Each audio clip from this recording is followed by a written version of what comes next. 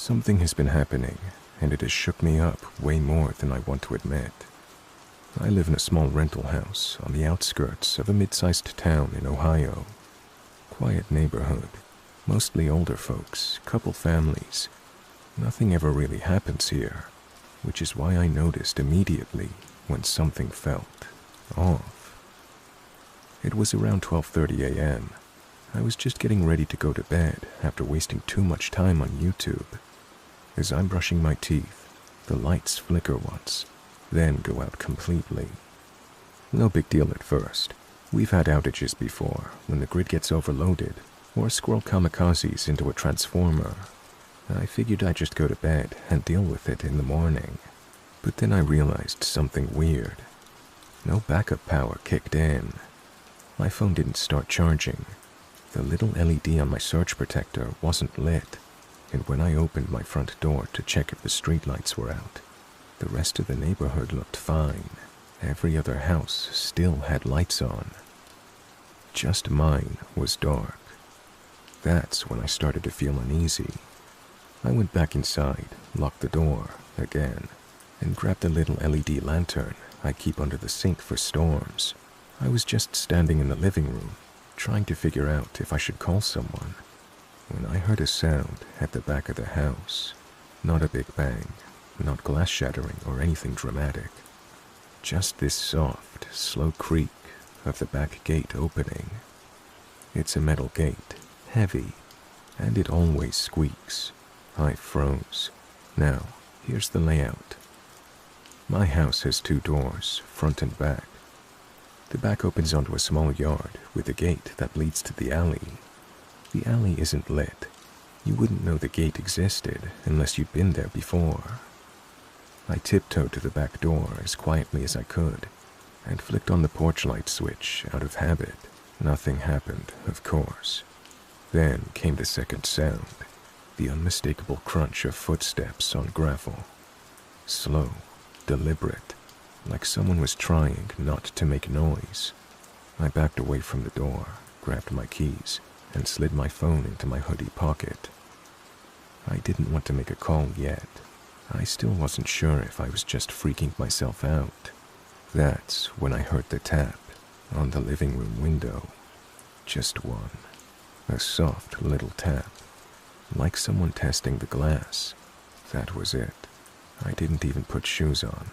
I just bolted out the front door, got in my car, and drove straight to a 24-hour gas station a few miles away. I stayed there until sunrise. When I came back, everything was back to normal. Lights on, power restored, gate closed. No sign of forced entry, nothing on the security cameras. But here's the thing, they only record when they have power, and power was out for exactly 43 minutes. I called the electric company. They had no record of an outage at my address. Every house on the block was fine. I called a friend who works in maintenance, and he said someone could have easily killed the power from outside by opening the breaker box. Mine's on the side of the house, totally exposed. Just pop the cover, flip the main, and boom, darkness. I checked it. Sure enough, the main breaker had been flipped off. Someone manually cut my power. I filed a police report, but you know how that goes. No witnesses, no damage, nothing stolen. They basically said, let us know if it happens again. So yeah, that's where I'm at. New padlocks on the breaker box. I bought a motion sensor floodlight today. I'm sleeping with the crowbar next to the bed. It wasn't ghosts, it wasn't demons. It was a person, and that somehow makes it 10 times worse. Hey again. I wasn't planning to post an update unless something actually happened. I really hope I was just being paranoid. Maybe some bored neighborhood kid messing around, or some weird coincidence. But after last night, I'm not making excuses anymore. They came back. It started almost exactly the same way. Around 1:15 a.m., I was in bed, not quite asleep, but close, and I felt something weird. Just this sudden wrongness.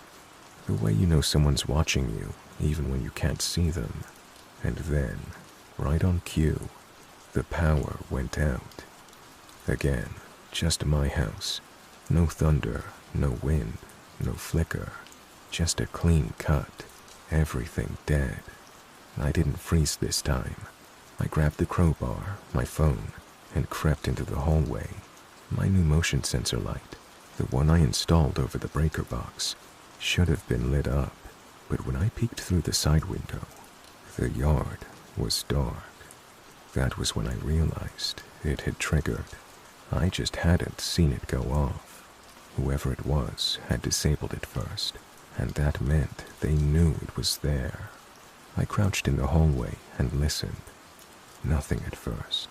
Then, the same soft crunching of gravel in the backyard. Same slow footsteps. I killed my phone screen and backed into the corner of the hallway. A few seconds later, I heard the click of the back door handle being tested. They didn't knock, didn't jiggle, just tried the knob, slow and quiet. It was locked, obviously, but what hit me like a gut punch was the silence that followed. No retreating steps, no gate creaking open, just waiting. That silence was worse than the sound.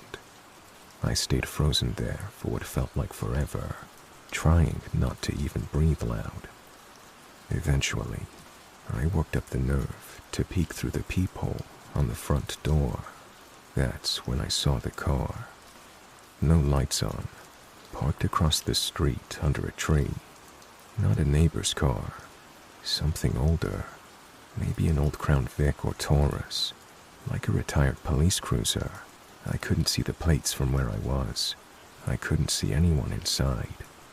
I called 911 this time, and quietly, I told them that someone was outside, possibly trying to break in. They said they'd dispatch a unit and told me to stay on the line. I went back to the hallway and waited. Maybe 3 minutes later, I heard fast footsteps across the yard, like someone running. Then, the gate slammed shut. By the time the cops got there, maybe 6 minutes after I called, the car was gone. There was no one in the alley. Nothing obviously disturbed. There were no prints on the door or window. But this time, I noticed something that made my blood run cold. There was a small screw wedged into the weather stripping of the back door, like someone had used it to quietly pop the lock, or was going to. It was tucked right where the deadbolt meets the frame. The kind of thing you'd only notice if you were looking.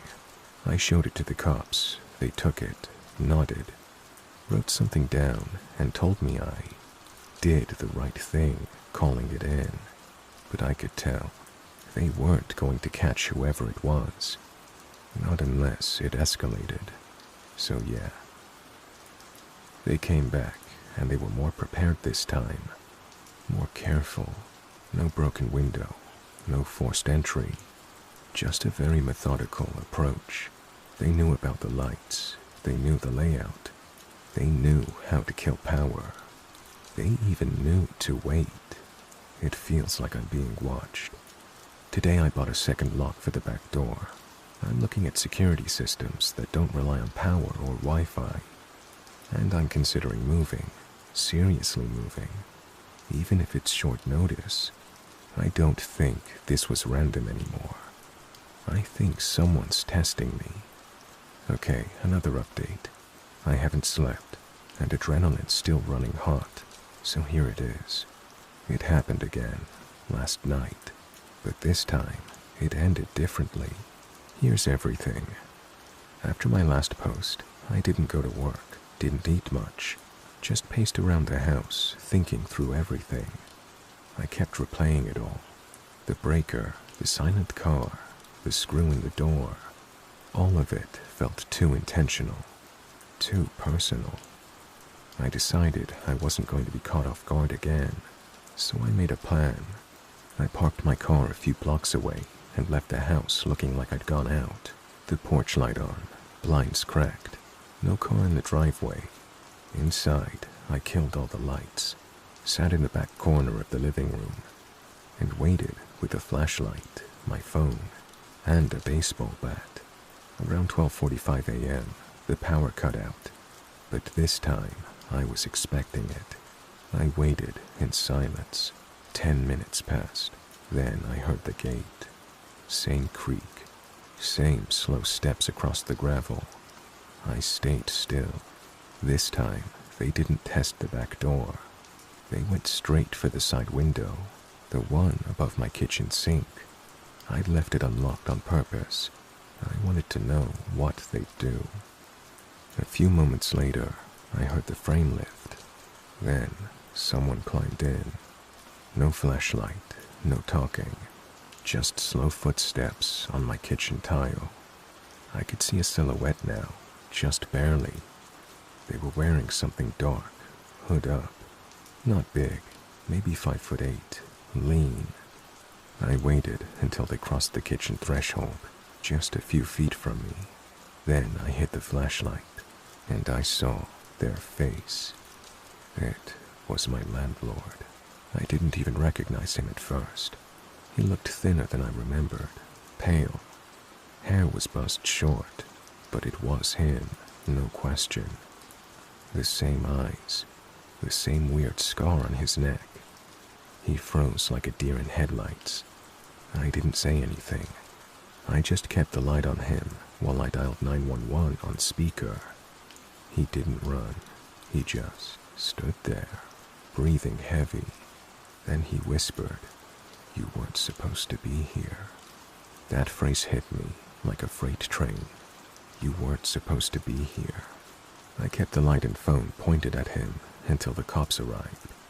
They arrested him without a fight. I gave my statement, showed them the footage I'd started recording when I heard the gate.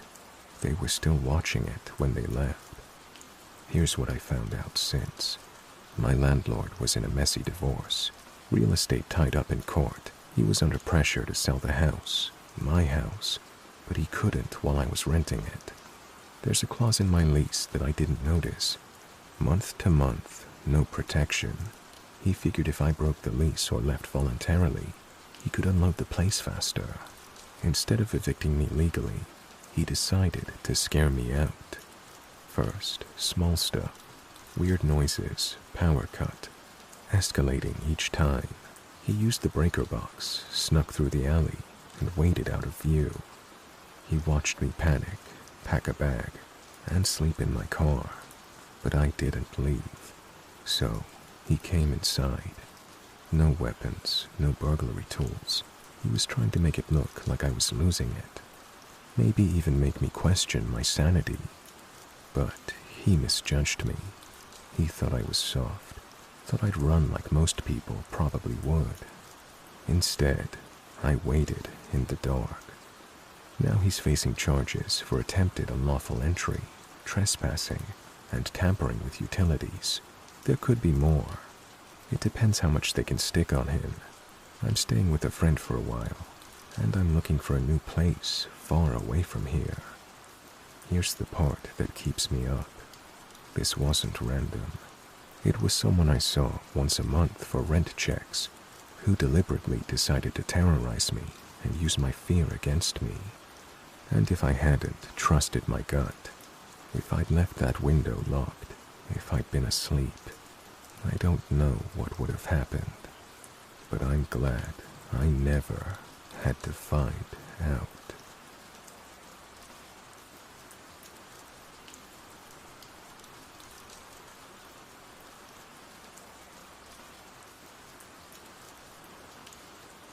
This primarily happened to my mom, but this has badly affected me too with worry. She wanted me to post this just to give people a heads up that you can encounter creeps literally anywhere. This happened last month, and we still don't actually know what happened with Jeremy in the end. I'm a 19-year-old female who's studying in a university in England, entering my second year last month. We decided to stay in my university town the day before I was due to move into my accommodation, so I could get there early and move my stuff in, and that would give me the rest of the day to relax before we started Freshers Week. The night before moving day, my mother and I stayed in a hotel located in my university town. We were greeted by a very friendly man called Jeremy. Jeremy was very attentive and showed us to our room and stayed around 10 minutes telling us the history of the hotel and repeatedly asked us if we wanted help unpacking and stuff, which we kindly rejected. It was a Friday, so my mother and I went around town and had a few drinks. Nothing too heavy, as Freshers Week started the next day, so I wanted to be fresh for the Saturday night. Before going out, Jeremy explained that he never works weekends, so he told us to have a good night and wished me luck with the rest of my university journey. He gave me a hug and gave my mother a hug and a slight kiss, whilst moving her hand down towards her ass, which she found weird but brushed it off as nothing. My mom is 37 but looks young for her age, and Jeremy is easily in his 40s, so we just thought Jeremy may have fancied his chances with her. Moving on, my mom and I have a great night around town and watch a couple of live bands, and we have a few wines, so we are a bit on the tipsy side. We get back to the hotel and the bar is still open, so we decide to have a nightcap. Whilst we're having a drink at the bar, Jeremy emerges from a back room and spots us and makes a couple of jokes. Jeremy then proceeds to watch a video on his phone on full volume of a woman screaming at the top of her lungs as if she was being murdered. The screaming was so blood-curdling and made my mom and I unsettled. And also another couple in the bar looked a bit concerned as well. The video went on for 3 to 4 minutes before Jeremy left and went into the back. When we make our way to bed, my mom had taken her shoes off after they'd become painful after dancing in the bars earlier. Jeremy emerges from the back room and puts his arm around my mom and says, "Oh, let me help you to your room, honey. You must be wasted after all that drinking." My mom isn't actually that drunk and insists she's fine, but Jeremy persists and basically follows us to our room and proceeds to come in. But I bid him a good night and closed the door pretty much in his face before locking it. The next morning, we're up early and make our way down for breakfast. The young girl working takes our breakfast order, only for Jeremy to bring them out, insisting the eggs are cooked to perfection. But remember, he claimed he didn't work weekends. My mom and I are weirded out by Jeremy at this stage, and we check out straight after breakfast. Jeremy sees us out and says these exact words, "I'll be seeing you very soon, Christy," which is my mother's name. Anyway, at the time, it doesn't strike us as unusual, and my mom drives us to my new home, and she helps me unpack and stuff. She helps me to unpack and then leaves in the early afternoon, as she had work that evening at our local bar. The rest of the day goes by without much going on, but that night, I'm out drinking with my housemates, and I get a call from my mom saying that Jeremy had come into the bar where she works. This is no coincidence, as when we were having our nightcap, Jeremy would have heard us talking about the bar where my mom works, and he also had our address, which needed to be provided at the hotel for whatever reason. He'd also said to my mom when she was pouring his pint that she should go round to his friend's house after her shift, which was just around the corner. This call really scared the shit out of me. About a half hour later, my mom called me and said that Jeremy had left the bar after she rejected his offer to go to his friend's house later. But Jeremy had said he'd be back for her later. This was really worrying, and I told her to make sure a customer was with her as she was locking up on her own that evening. After this call, I felt sick and didn't join my friends in going to the nightclubs. In the meantime, I called my dad, who no longer speaks to my mom. They aren't on bad terms. They just chose not to keep in contact with each other after they split a few years ago. My dad is a club bouncer, but he wasn't on duty that night. But I called him and begged him to just drive down there and make sure everything was okay.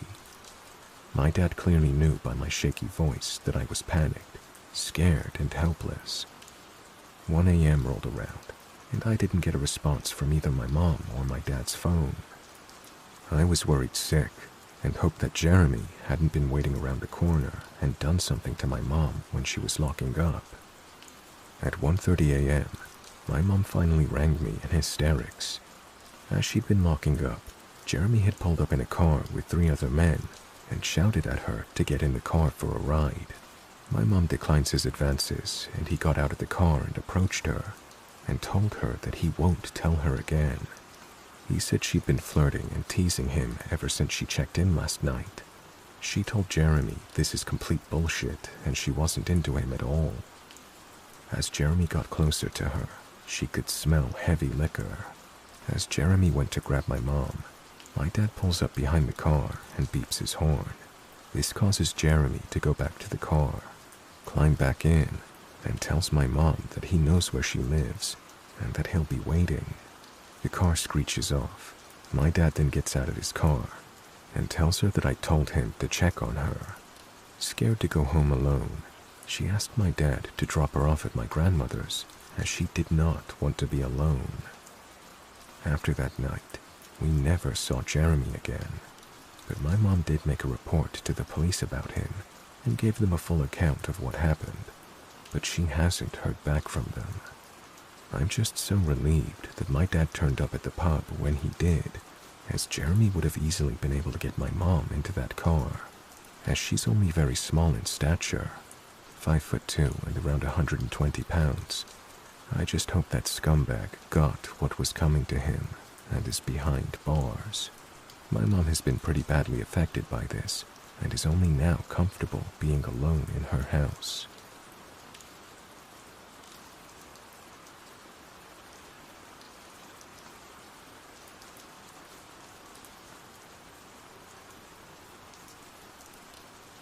I'm a security guard for an alarm response company. We answer alarms for businesses and private residences. 99% of the time, it's a motion detector set off by a cat, or a restaurant forgot to disarm their stuff before the stock truck arrived to unload. In this case, I was called out to a house where the back door alarm was set off, like it thought someone opened it. The owner was out of town, but she was alerted by her app and had her mother meet me there. We checked the door. It's locked. We figure maybe someone tried the door, but it didn't budge, setting off the alarm. But there's a light on inside. The mom mentions this to her daughter on the phone. The daughter says she isn't sure if she left the light on or not. It's a good idea to make people think someone's home, but she just isn't sure. That gave me a bad tingle. The mother wanted to go inside to check. However, she didn't have a spare key. The neighbor did, but they were asleep, and the mother didn't want to wake them. So I fill out my papers and go back to my normal patrol routes. An hour later, the same home sends an alert out. I'm the only one in my city zone, so I answer it again. When I pull up, police and CSI are there talking to the mother and the now awake neighbor. They are reviewing video footage sent to them by the daughter. I look at the footage. 4 armed men wearing masks and hoodies came out of the bathroom a minute after the mother and I left. They proceeded to rob the place. They had broken in and locked the door behind them for appearances. They're the ones who turned on the light. The mother told me 3 guys had robbed her daughter's home a month before. Some had.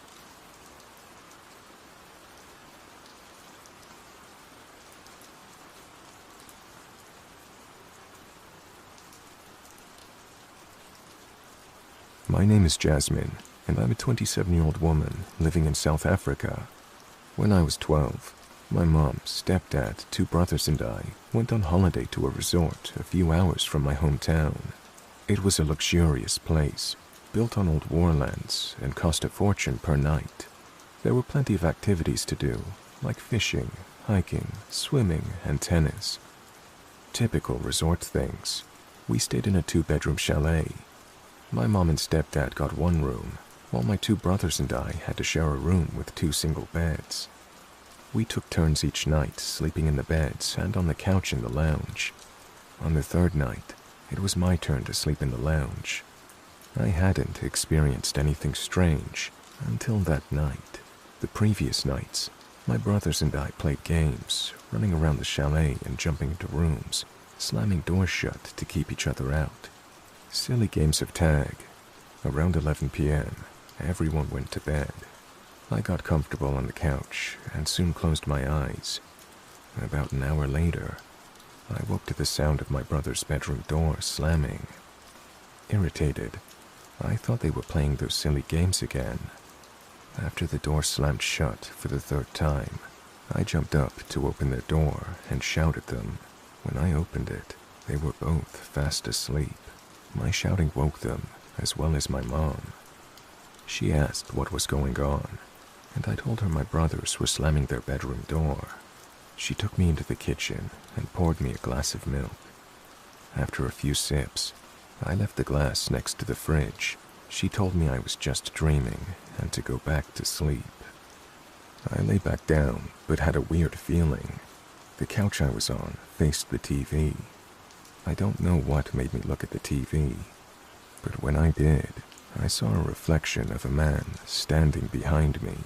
I couldn't see his face, but I could see the lower half of his body. An overwhelming sense of dread washed over me. I covered my face with the blanket and eventually shouted for my mom. She came running, and when I looked up, we were the only two in the room. I told her what I'd seen, and again, she said it was just a dream. She eventually went back to bed after I calmed it down. I got up to get my milk from where I left it next to the fridge, but when I entered the kitchen, the glass was now next to the stove. I clearly remembered leaving it by the fridge. I didn't have to sleep in the lounge again for the rest of our holiday. Fast forward about 3 years. My mom and stepdad had divorced by this time. I brought up that night in the lounge to my mom. She said she had something to tell me, and wouldn't have unless I mentioned it. She said my stepdad had also experienced something strange that night, but he only told her when we got back from holiday. He woke up in the middle of the night and turned to face my mom. He saw an elderly woman sitting on a chair next to my mom's bed, staring at her intently. He didn't feel threatened and, for whatever reason, ignored it and went back to sleep. I couldn't believe it when my mom told me this. She said she believed I had encountered a type of spirit. I reiterated that this spirit made me feel unsafe, unlike the elderly woman my stepdad had seen. My mom apologized for not believing me at the time. To this day, I can clearly recall everything that happened. It is still hard to comprehend, but I know whatever I saw was evil. We have never been back to that resort.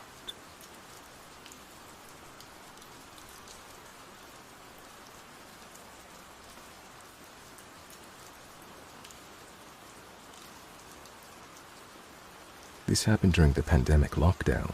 My wife had just given birth to our son, right before they announced the lockdown, and not long after. The company we were working for sent computers to us to start the work from home setup. My wife's parents were living with us, and they offered to care for our son during the night, as my wife and I are both working the night shift. My mother-in-law usually takes my kid off our hands at 4 p.m., so we would have time to get some rest before clocking into work again. Most of the time, my in-laws are the ones preparing our dinner, so we have something to eat before starting work. My wife's shift usually starts at 8 p.m., and mine starts at 10 p.m., so she gets up earlier than me, and I would usually just continue my sleep until my shift started. Now, the thing about me is I've always been sensitive to the paranormal.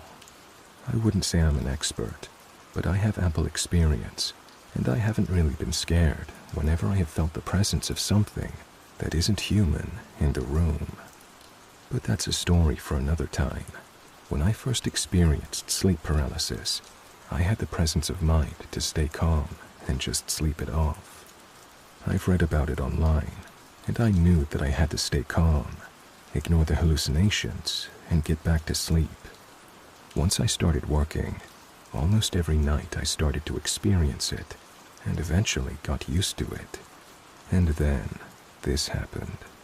I usually wake up at the sound of my alarm going off, but this time, I don't know why, but I woke up earlier and felt wide awake right after. But I just laid down and waited until I fell asleep again, since my alarm still hadn't gone off. My wife was sleeping beside me, so I figured it was still around 6 or 7 p.m. I didn't really check my phone for the time because the room was so dark, and I didn't want to blind myself with the phone's light. A few minutes passed, and my wife moved, put her arms around me, and embraced me while still asleep. I was about to fall asleep again when the door opened, and in came my wife. I was confused for a second, and then looked beside me. The blanket we were using looked like it was deflating, like there was something underneath it that just vanished into thin air. I looked at my wife at the door. She switched the light on and asked me if I wanted to eat dinner. My heart was pounding so hard, and chills ran down my spine. I didn't have any words. I was just staring at her while processing what had happened.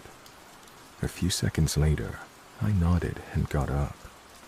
Once we were in the kitchen, I told her what had happened, and she didn't believe me.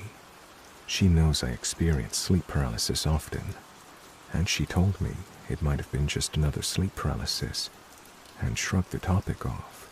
A few days later, I found myself in the exact same scenario. I woke up earlier than usual, lights turned off, my wife sleeping beside me. I didn't really feel like going back to sleep, so I scrolled through Facebook and laughed at some memes.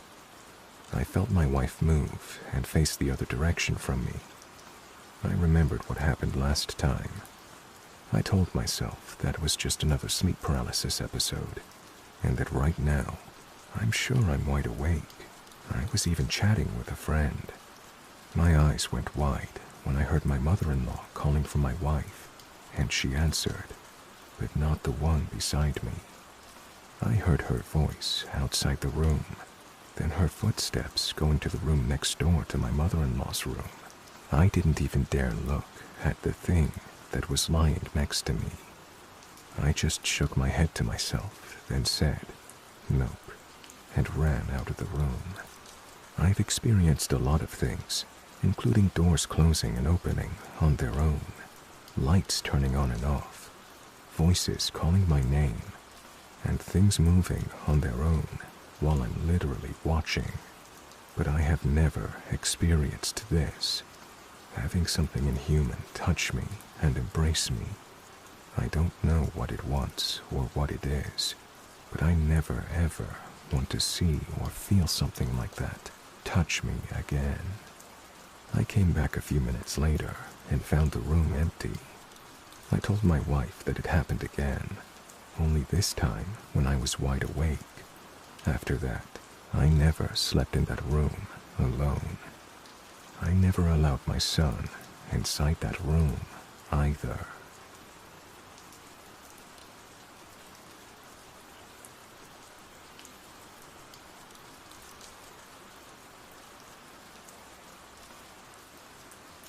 This happened about 10 years ago, and I've only told maybe 3 people the full version. I don't know why it's still so vivid. I guess because it scared the absolute hell out of me in a way nothing else has since. So, for a bit of background, I grew up in a really small town in northern Georgia, like one gas station kind of town. If you've ever driven through the area near the Blue Ridge Mountains, you know the vibe. Lots of old forests, misty hills, and train tracks that look like they haven't been used in decades, even though they still rumble with freight trains a few times a day.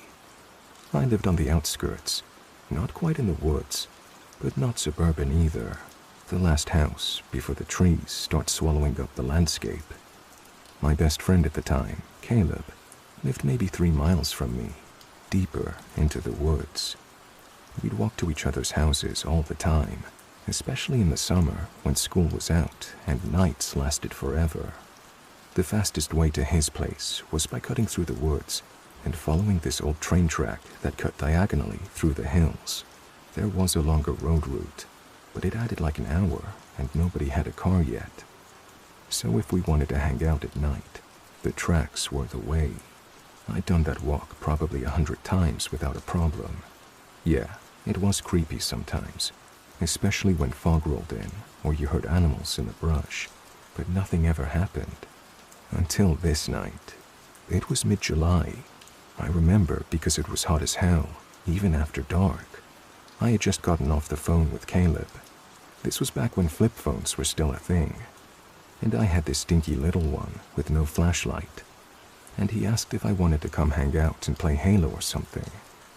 I told him I'd be there in half an hour. So I grabbed a flashlight, a beat-up little mag light that barely illuminated more than a few feet in front of me. Told my mom I was headed out and started walking. By the time I hit the tracks, it was already pitch black. No moon that night, or if it was there, it was buried behind cloud cover. And when I say dark, I mean dark. The kind where your own breathing sounds too loud and the forest feels like it's just watching you. The only thing keeping me oriented was the gravel under my feet and the faint shimmer of the metal rails catching my flashlight beam every now and then. Maybe 20 minutes in, I started hearing movement off to my left. It could have been anything: deer, raccoon, or even a possum. Nothing unusual. Still, I stopped walking, trying to hear more clearly. Whatever it was, it stopped too. I stood there for a while, holding my breath, trying not to make a sound. Nothing. So I chalked it up to my imagination and kept going. Crunch, crunch, crunch. Gravel under boots. And then, bam. Something huge crashed through the trees off to my left again. I whipped the flashlight toward the sound, but there was nothing but darkness. Whatever it was moving, fast. It felt like it was pacing me. I froze. It froze. I took a single step forward, and whatever it was bolted. It sounded like it ran across the tracks, maybe 10 feet ahead of me. I heard the gravel spray underfoot, and this loud, sharp exhale, like a snort, but deeper, heavier. The air went cold around me. I'm not making that up. It was like the forest had been holding its breath, and suddenly, it was breathing on me. I stood there for what felt like hours, probably a minute or two in reality. I couldn't move. I couldn't even bring myself to look around, just stared dead ahead, hoping the beam of my flashlight would reveal something I could understand. But there was nothing. No eye shine, no outline of an animal, just trees and fog and dark. Eventually, I heard it again, but further off this time, crunching back through the woods on the right side now. Then silence. I ran. I don't remember running exactly. Just the sensation of gravel flying and sweat pouring down my back. I didn't stop until I was at Caleb's house, banging on the door like a maniac. He opened it immediately and said, "Dude, are you okay?" Because I guess I looked like death. I told him something had followed me through the woods, something big. He laughed at first, thinking I was messing with him, until he saw that I wasn't joking. We stayed up all night, every single light in his place on. We didn't even touch the Xbox. We just kept looking out the window, half expecting something to be staring back. The next morning, I insisted we go back and check the tracks. I needed to know if I imagined it. We retraced my steps, and sure enough, right there where I heard it cross, the gravel was all kicked up, like something big had barreled across at full speed. There were faint impressions leading into the woods, but the ground was too hard to make out prints. It didn't look like hooves though, not like deer tracks I've seen, just long dents. We didn't follow them. To this day, I still don't know what it was. Probably some kind of animal, maybe a deer. But bears don't usually charge people and then stop short. They definitely don't pace you from the woods without making more noise.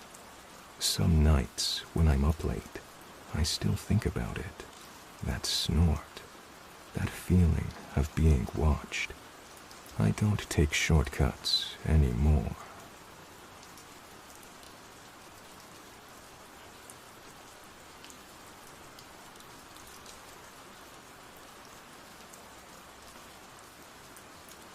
This was about 4 or 5 years ago.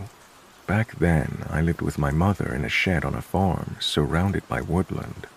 Our farmland was a part of a larger piece of farmland that was split up and sold off, so we did have neighbors, though they were roughly half a kilometer away each. We loved that because of the privacy. It wasn't like there was nobody nearby I could go to if I needed help. That thought is what had me fearlessly walking alone at night between the hours of 7 to 8 p.m., sometimes fluctuating from earlier to later depending on the day. Sometimes I even went out on a walk at 2 a.m. in the morning because I was restless and couldn't sleep. Looking back, this was incredibly stupid, and after this incident, I never walked after 6 p.m. ever again, always making sure there was at least some sunlight left when I set out. The route I always took was a road circuit. The first part was out in the open in front of all the other farms, including my own. If anything had happened, at least one person would have noticed, and reception was pretty good, so I would have also been able to call someone. The second half, on the other hand, was concealed by about 200 meters of woods between the farms and the back road, stretching the full 2 kilometers at the back of the farm. And it was during that part of the walk when I had this creepy encounter. It was late at night. I can't remember what time exactly, but it was pitch black with the exception of my torchlight. I was about to approach the turn in the loop that would bring me out into the open again when I heard it. Help. It was this monotone voice that repeatedly asked for help. It didn't seem panicked in the least. I took my earphones out and turned my music off to make sure I was hearing correctly, but it didn't stop. Help. Help. A very stupid part of me almost responded, because for some reason my first instinct was, oh no, someone's in trouble, like a naive kid, even though I would have been like 16 or 17 at the time. Of course, then my brain kicked in, and I realized that approaching that voice was just about the stupidest thing I could do, so I started quietly backing away. Unfortunately, my cat had followed me on the walk and wasn't backing away with me. No, she was walking towards the voice, softly hissing. I remember desperately trying to get her to come back towards me without alerting the voice to my presence, just in case they hadn't noticed me yet. But I was getting scared and didn't want to stay there a moment more, so I ran forward and grabbed her. I then turned around and bolted back towards the house. I don't know if it was stupid of me to turn my back to the voice, as I was making so much noise while running that there was no way they didn't know I was there, and I had no way of knowing if they were giving chase. I was so fucking terrified that whole time. The image of someone cloaked in shadows chasing me entered my mind, and even though I couldn't hear anyone behind me, I never once slowed down until I was back safe and sound within my house. It doesn't end there, though. Despite how terrifying it was, there was still a part of me that was concerned about whoever it was, because what if they really had needed help? So I asked my mother to drive us to the location. Another very stupid decision, considering what we found, that being nothing. We called out and called out, but nobody answered. We didn't get out of our car, though. Luckily, neither of us were that stupid. We drove home, having seen nothing and no one. But it still bothered me in the morning, so I had my mother drive us over again, and we searched the immediate area. Nothing. No indication that anyone had been there. There was no body, which admittedly was a drastic thing to search for, but I know shock can leave you eerily calm, which could have explained the voice and the lack of response afterwards, and that made me fear we'd been too late and we'd find a body in the morning. I don't know if I would have preferred this outcome, because at least then I would have had a face to the voice. But no, we found absolutely nothing, and to this day, I have no idea who that voice belonged to and why they were monotonously calling out for help. My mind has naturally come to some chilling conclusions and theories that leave me unable to sleep. Kidnappers, serial killers, all the classic horror stories. But I guess I'll never really know for sure.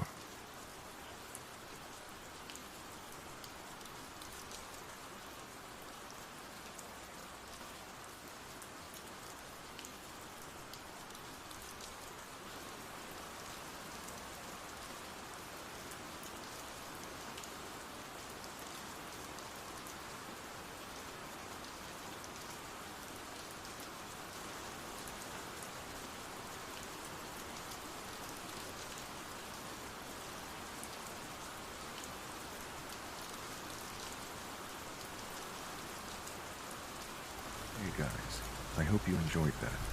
If you have a scary story you'd like me to read on the channel, please send me an email or post it to my subreddit. You can find details of this in the video description. It's the stories that make this, and this is the best way to ensure variety in the stories I share. Thank you all for listening, and a special thanks to my channel members and patrons who now have special access to ad-free videos and other behind-the-scenes content. Once again, thank you guys for listening. Have a great night.